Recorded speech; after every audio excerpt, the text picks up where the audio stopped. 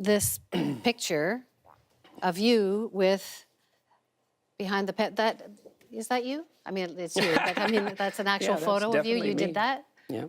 So this is the Pepe flag, which I'm sure you know is seen by the left as a hate symbol, and Well, the left sees all sorts of things as hate symbols. but it's used by the extreme right as a way of spreading messages. It's seen as an alt-right symbol. This is an alt-right hand symbol, and here you are. It's mostly used by young men who are poking and causing trouble on social media. That's mostly what it's used for. But you're supposed to be anti-chaos and anti-provocation. I'm just wondering why you would choose to be in this photo.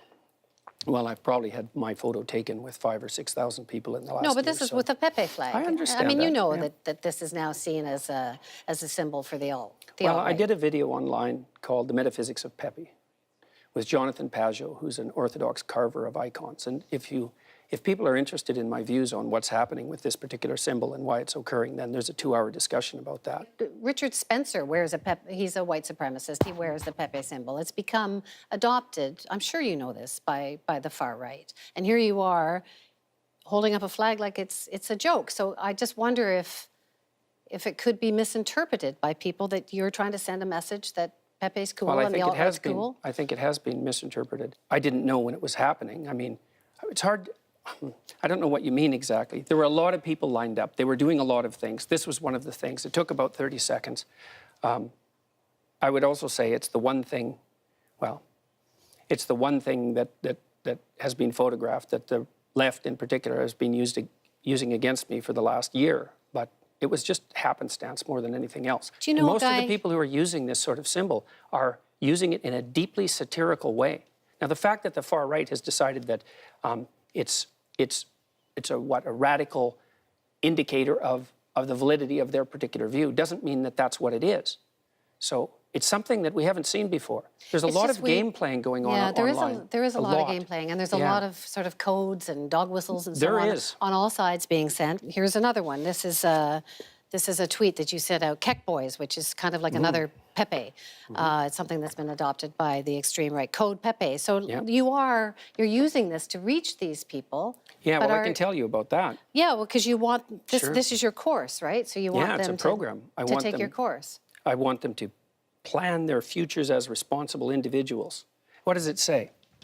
Keck Boys, trapped in chaos, seek your fortune, right? Don't stay in the underworld. That's why I'm talking to them.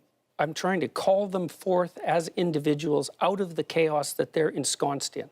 So you're helping them, but they're helping you too. You raise a lot of money. Well, what do you think? What do you think should happen in this polarized world? If you're dealing with people that you think are being attracted by a pathological ideology, what do you think you should do with them? What I do is talk to them and say, look, why don't you make yourself into an individual and get the hell away from the ideology? And so a lot of these kids are lost in the underworld, let's say, in nihilism, and they turn to these ideological solutions because they don't know what else to do, and they're angry. It's like, I have something better for them to do. Grow the hell up and sort yourself out as an individual. And so that's exactly why I made this particular tweet. And I get letters from people all the time who say, look, you know, I was moving towards the fringes, and I'm not doing that anymore. I see why it's wrong. So you've become this huge sensation. What's next for you? Like, I'm trying to figure out, are you the next Marshall McLuhan? Are you the next Billy Graham? Like, are you a prof, or are you Billy McLuhan? I don't know what's next, really. So you're a prophet? Well, well, you know, we're in a new world in many ways because of the reach of social media. And so I have this immense multimedia platform, and I don't know exactly what to do with it. I mean, what I'm doing right now with it is making videos that I think are useful to people, interviewing people that I think are interesting to talk to. But I'm sort of shaping this as it's developing because there's no way of predicting it. And the overwhelming likelihood, as far as I'm concerned, and it's been this way ever since September of 2016, is that this will go terribly wrong. That's the most likely outcome. I've known that ever since I made those videos. What do you mean by that? How would it go wrong? Oh, well, things go wrong all the time. You know, I say something. What are you afraid of? Saying something inappropriate. Well, you've said lots of things that have made people angry. That's not the same thing. So why would you say something inappropriate? because people make mistakes. And so, like, I've been in a situation, I would say, for 15 months, really, where I'm speaking publicly, and I've been in front of the news media a lot, and people are waiting. Well, they're waiting with things like this to say, look, well, you made a mistake here. It's like, yeah, well, I've done like 10,000 things in the last year, and maybe I made a mistake. Did you? Hard to say.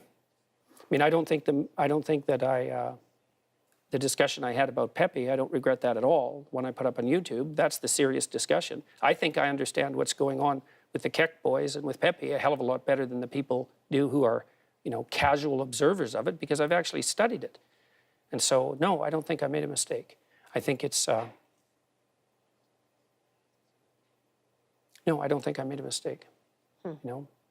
So, and I think that that's the case mostly, as I said, because of all the feedback I'm getting from people who say, look, you straighten out my life.